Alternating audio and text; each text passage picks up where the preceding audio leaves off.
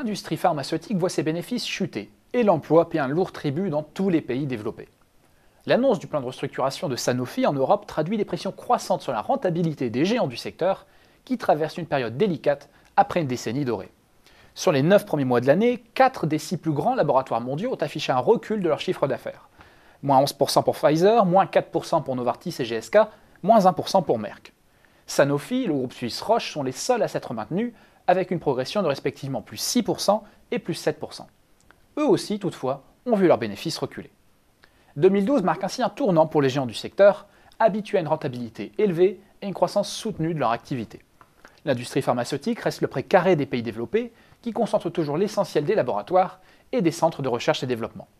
Comme on le voit sur ce graphique, les 10 leaders mondiaux sont ainsi tous américains ou européens, et la percée des groupes émergents reste cantonnée pour l'heure aux médicaments génériques.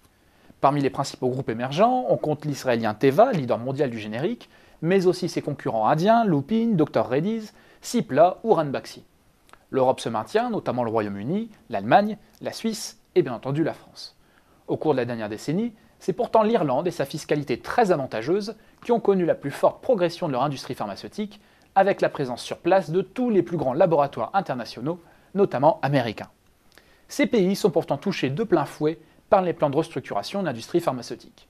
Depuis 2010, ce sont ainsi plus de 80 000 suppressions d'emplois qui ont été annoncées par les 10 plus grands groupes pharma. L'américain Merck, à lui seul, a supprimé plus de 30 000 emplois, soit l'équivalent d'un tiers de ses effectifs. Partout, les groupes réduisent la voilure pour 2 raisons principales. La première, c'est le résultat de synergie, après une intense phase de consolidation du marché.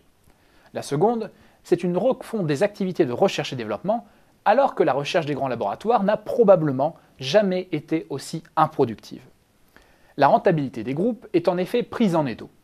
D'un côté, les coûts d'exploitation sont à la hausse, avec des périodes de développement des médicaments de plus en plus longues et des autorisations de mise sur le marché plus difficiles que jamais à obtenir. De l'autre côté, les ventes sont en baisse, non pas parce que la demande se réduit, mais parce que les prix s'effondrent.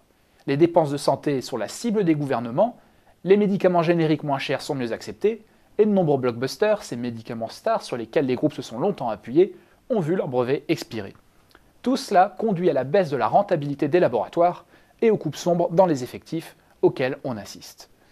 Pour se réinventer, les leaders du secteur cherchent à réduire les risques et à se repositionner sur des segments plus porteurs, et misent notamment sur l'externalisation de la R&D, les acquisitions ciblées et le développement de partenariats.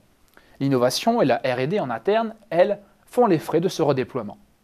Les multinationales pharmaceutiques espèrent au fond générer des rendements supérieurs en dépensant moins dans la recherche et l'innovation.